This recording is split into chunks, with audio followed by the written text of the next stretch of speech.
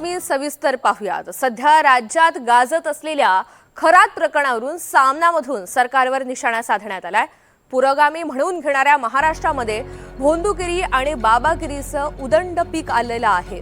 अध्यात्मवादी बुवा महाराजांच्या टोळ्या बनवून त्यांना भाजपच्या प्रचारात उघडपणे जुंपलं जात आहे। त्यामुळे खरे हिंदुत्व लयास गेले असं म्हणत सामनाच्या अग्रलेखातून रोखठोक या सदरामधून सरकारवर टीका करण्यात आली आहे।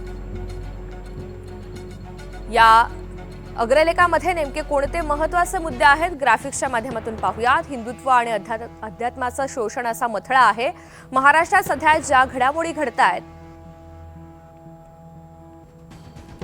त्या पाहता संतांची समाज सुधारकांची हीच भूमी असं म्हणताना जीभ अडखळेल।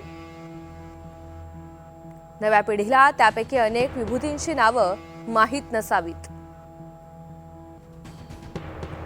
कॅप्टन अशोक खरात हे नाव आता घराघरात पोहोचलंय। खरात बाबाच्या घरात पूजा विधीसाठी येणाऱ्या लोकांची छायाचित्र पहा।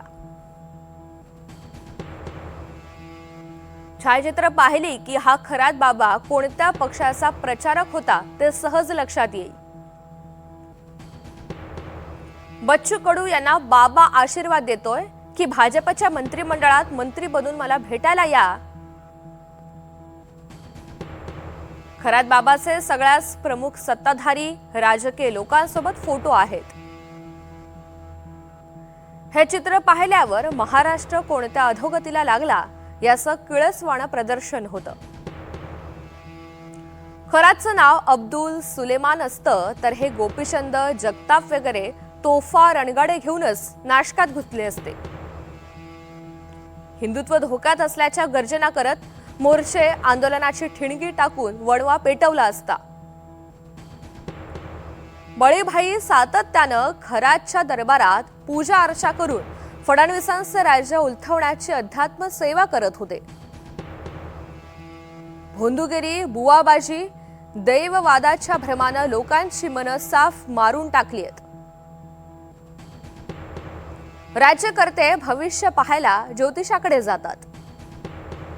शेतकरी कष्टकरी अंधकारमय भविष्याच्या खाईत ढकलला जातोय। खरात बाबाच्या प्रत्येक राजकीय भक्तावर कारवाई झालीच तरच बरं होईल।